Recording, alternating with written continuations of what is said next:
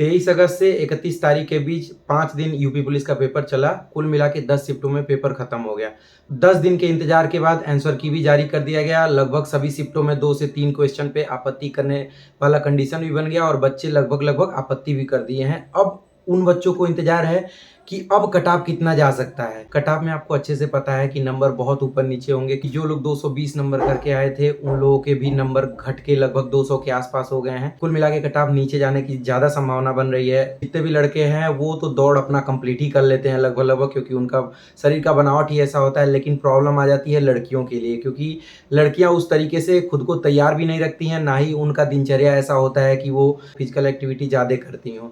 इस वजह से अगर अचानक से एडमिट कार्ड आता है कि आपको रनिंग के लिए बुलाया गया है तो उनके लिए दिक्कत हो जाती है। पहले तो मेंटली दिक्कत हो जाएगी कि अरे मैं तो मानसिक रूप से तैयार ही नहीं थी कि मुझे रनिंग करना है। चलो मानसिक रूप से तैयार हो भी गई तो फिजिकली मैं नहीं तैयार हूँ, क्योंकि मैं तो कभी प्रैक्टिस ही नहीं करी हूँ। तो ये वीडियो स्पेशली सभी लड़कियों के लिए जो यूपी पुलिस का पेपर दी है। कहने का ये मतलब है कि अगर आपका पेपर खराब गया है या फिर आपका पेपर अच्छा गया है, मायने नहीं रखता। अगर हम पेपर अच्छा करके आए और हमें संतुष्टि मिल गई, भले ही वो 180 ही नंबर हो, तो हमें लगता है मेरा पेपर अच्छा गया।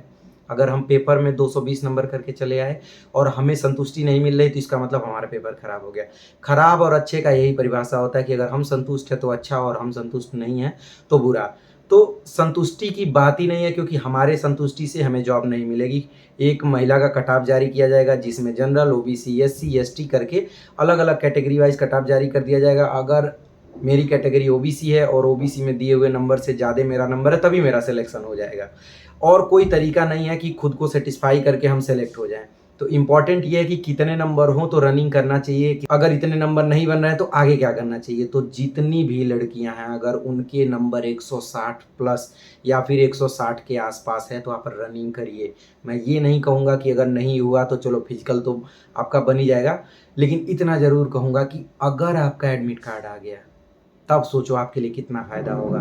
सिर्फ रनिंग की वजह से आप एग्ज़ाम में बाहर हो जाओ, हमेशा ज़िंदगी भर कोसने के लिए हो जाएगा कि यार काश मैं रनिंग कर ही लेती।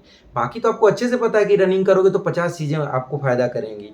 लेकिन ये चीज़ ध्यान रखिएगा कि अगर रनिंग नहीं की और आपको बुलाया गया दौड़ के लिए और नहीं दौड़ पाए तो बहुत ही अफ़सोस होता है। तो वो अफ़सोस आपको ना हो। आपके नंबर अगर 160 या उससे ऊपर बन रहे हैं तो आप रनिंग करो। ऐसा इस वजह से मैं कह रहा हूँ, इसके पीछे एक कारण भी है।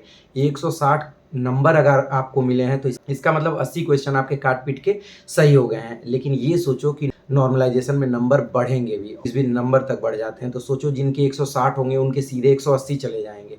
समझ रहे हो बात को। तो इसी वजह से मैं ये सब चीज़ों को सोचने के बाद ही आपको कह रहा हूँ कि 160 के ऊपर नंबर है तो आप रनिंग करो। ऐसा इस वजह से नहीं कह रहा हूँ कि आप लोग खूब वीडियो देखो। अगर आपके लिए वीडियो हेल्पफुल होती है तभी आप वीडियो देखा करो। मैं ये नहीं कहूँगा कि पूरा वीडियो देखो लास्ट में बताऊँगा, नहीं। जो मुझे बताना होता है मैं स्टार्टिंग में ही बता देता हूँ। आपके लिए फ़ायदेमंद होनी चाहिए चीज़ें। अगर आप किसी भी वीडियो पे 5 से 7 मिनट इन्वेस्ट करते हो ना तो बाद में ये एहसास ना हो कि मैंने तो वेस्ट कर दिया। यही एहसास होना चाहिए कि मैंने इन्वेस्ट किया और मुझे उसका कुछ ना कुछ मिला। तो इतना करिए। अब इम्पॉर्टेंट ये कि रनिंग को करें कैसे। तो 24 घंटे आपके पास हैं। खाने पीने सोने पढ़ने के बाद आपको 1 से 1.5 घंटे निकालने हैं। सुबह में समय मिल जाता है सुबह में करो, शाम में मिल जाता है शाम में करो। 24 घंटा में जब भी मिल जाता है करो, लेकिन बेस्ट समय सुबह होता है। पहले आपको डाइट अच्छी करनी पड़ेगी। डाइट में ये नहीं कि खूब फल फूल खाओ, भाई हमारी जितनी क्षमता हो उतना ही हम खा पाएंगे। और यही मैं आप लोगों को भी सजेस्ट करूंगा। जैसे चना हो गया, मूंग हो गया, इसको आप भिगा लो एक लिमिटेड मात्रा में, बहुत ज़्यादा ना। थोड़ा सा किशमिश उशमिश हो, मतलब टेस्टी बनाने के लिए थोड़ा सा बादाम किशमिश हो पाए तो ठीक है, नहीं तो चना और मूंग को भिगा लो। भीगने जैसे रात में भिगाओ और सुबह उसको निकाल के एक कॉटन कपड़े में ऐसे गांठ करके रख दो। अगले दिन सुबह देखना अंकुरित हो जाएगा। उसमें हल्का सा नमक डाल के खाओ। चना आप जानते ही हो कि जैसे घोड़ा को चना किस लिए खिलाया जाता है कि उनकी स्ट्रेंथ बढ़ती है, मतलब क्षमता बढ़ती है दौड़ने के लिए। तो रनिंग आपको करना है तो आपके लिए चना फ़ायदा करेगा। ये बड़ा बेसिक सा डाइट है, मतलब जिसमें बहुत कम पैसे लगा के भी सब लोग अफोर्ड कर सकते हैं। बाकी आप ये ध्यान रखना कि मिनिमम 40 केजी वेट लड़कियों का मांगता है। अगर 40 से कम है तो वो दिक्कत भी कर सकते हैं। तो वेट बढ़ाने के लिए थोड़ा सा खींच के खाना खाइए। थोड़ा सा केला अगर हो पाए, अगर आप अफोर्ड कर सकते हैं तो खाया करिए। एक एक दो दो दिन में जब भी आपके पास टाइम हो खा लिया करिए। थोड़ा सा वेट 40 या उससे ऊपर कर लीजिए। बाकी अगर आपका वेट ज़्यादा है तो आप धीरे धीरे रनिंग करोगे तो ऑटोमेटिक कम हो जाएगा। लेकिन रनिंग करने का बेस्ट तरीका यही होता है कि पहले कम से कम 10 दिन आप टहलने जाइए। पहले 2 दिन 3 दिन लगातार नॉर्मली टहलिए 1 से 2 किलोमीटर, फिर उसके बाद थोड़ा सा तेज़ी से टहलिए, फिर उसके बाद हल्का हल्का जैसे ऐसे जॉगिंग टाइप का नहीं करते हैं थोड़ा सा कूद कूद के, वैसे करिए। उसके बाद आपको सिर्फ और सिर्फ 2400 मीटर रनिंग करना है। मतलब ये समझ लो कि 2400 मीटर चलो, 2400 मीटर रनिंग करो या 2400 मीटर आप जॉगिंग करो। कुल मिला के 2400 मीटर आपको रोज़ वॉक करना है, रनिंग करना है या जो आप कर सकते हो। समय नहीं गिनना है आपको। ये आपको 7-7 दिन के बराबर भागों में बाँट देना है। 7 दिन टहलना है, 7 दिन उससे तेज़ टहलना है, फिर 7 दिन जॉगिंग करना है, उसके बाद 7 दिन के बाद 2400 मीटर रनिंग करना है, स्लो करना है। उसके बाद आप धीरे-धीरे तेज़ी करते जाओगे। उसके बाद आप देखोगे कि जितना समय दिया हुआ है उतने ही मिनट में आप दौड़ ले रहे हो और 1 डेढ़ मिनट आपका बच भी जा रहा है। तो बस ऐसे ही करना है, बहुत बर्डन नहीं लेना है। कोई भी अचानक तेज़ दौड़ नहीं कर पाता है।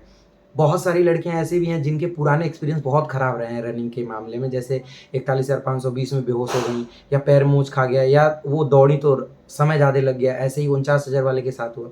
पुराने एक्सपीरियंस हमेशा आगे नुकसानदायक होते हैं। तो उन सब चीज़ों को दिमाग से फॉर्मेट कर दो कि हम नहीं दौड़ पाए थे। अगर बार-बार मान लो आता भी है, नहीं भी फॉर्मेट होता तो खुद को कहो देखो ज़्यादा नहीं दौड़े थे इस वज़ह से बाहर हो गए। इस बार दौड़ेंगे और देखते हैं कैसे बाहर हो जाएँगे। दिमाग को औकात में रखना चाहिए। जैसे वो बार-बार अगर कुछ चीज़ उँगली करता है ना तो तुम उसको उँगली करो। तो बस यही कहना कि हम दौड़ेंगे और दिखाएँगे कैसे नहीं दौड़ पाते हैं। तो देखना रनिंग आपकी बहुत ही अच्छी हो जाएगी। तो रनिंग के लिए ना डरो, बाकी सब कुछ ऊपर वाले के हाथ में होता है। हमारे हाथ में कुछ भी नहीं होता। पेपर अच्छा, खराब हर चीज़ उन्हीं के हाथ में होता है। तो उन्हीं के हाथ में छोड़ दो। जो काम आपको करना है, आपका काम था पढ़ना और पेपर देना, आपने दिया, पेपर अच्छा हुआ, बुरा हुआ, फ़र्क नहीं पड़ता क्योंकि हर चीज़ों को कंट्रोल कर पाएँ, ऐसा इंसान के बस की बात नहीं है। लेकिन रनिंग आपके हाथ में, आप रनिंग अच्छे से करो। क्या पता लिखा हो इसी वैकेंसी में एक पद मिलना तो मिल जाएगा और नहीं लिखा होगा तो आप ज़मीन और आसमान एक कर दोगे तो नहीं मिलेगा। तो एक चीज़ और मैं आपको बता दूँ कि 49,000 वैकेंसी और 41,000 वैकेंसी में एक बार कैटेगरी वाइज़ आई थी और एक बार सीधे-सीधे आ गई थी। लेकिन इसमें वैकेंसी ज़्यादा है तो उम्मीद यही है कैटेगरी वाइज़ ही मेरिट लगेगी क्योंकि 15% जो पूरे वैकेंसी का है उसको महिलाओं के लिए आरक्षित किया गया है। कैटेगरी वाइज़ अगर जारी किया जाएगा तो कहीं न कहीं मेरिट बहुत ऊपर-नीचे होगी जनरल, ओबीसी, एससी और एसटी की। तो ये सब चीज़ें छोड़ दीजिए। अगर 160 के ऊपर है तो आप रनिंग करिए, बाकी सारी चीज़ें छोड़ दीजिए। 24 घंटे में 1 से डेढ़ ही घंटा आपको देना है और ये ध्यान रखिएगा कि आगे आने वाले परीक्षाओं की तैयारी आपको करते रहना। 24 घंटे सिर्फ़ एक ही नहीं कि सिर्फ़ और सिर्फ़ फिज़िकल करना है।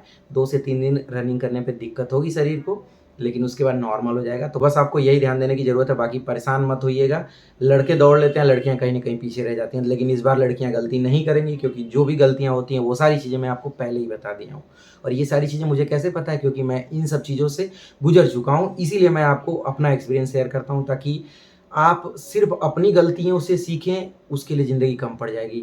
इसीलिए सबकी गलतियों से सीखना ज़रूरी होता है। तो बस इन्हीं बातों के साथ मुझे लगता है कि पूरा चीज़ मैं आपको समझा दिया हूँ। अगर आपको लगता है कि ये वीडियो थोड़ा भी आपका हेल्प कर सकती है, तो आप इस वीडियो को पूरा देखिएगा और इस वीडियो को लाइक करिएगा।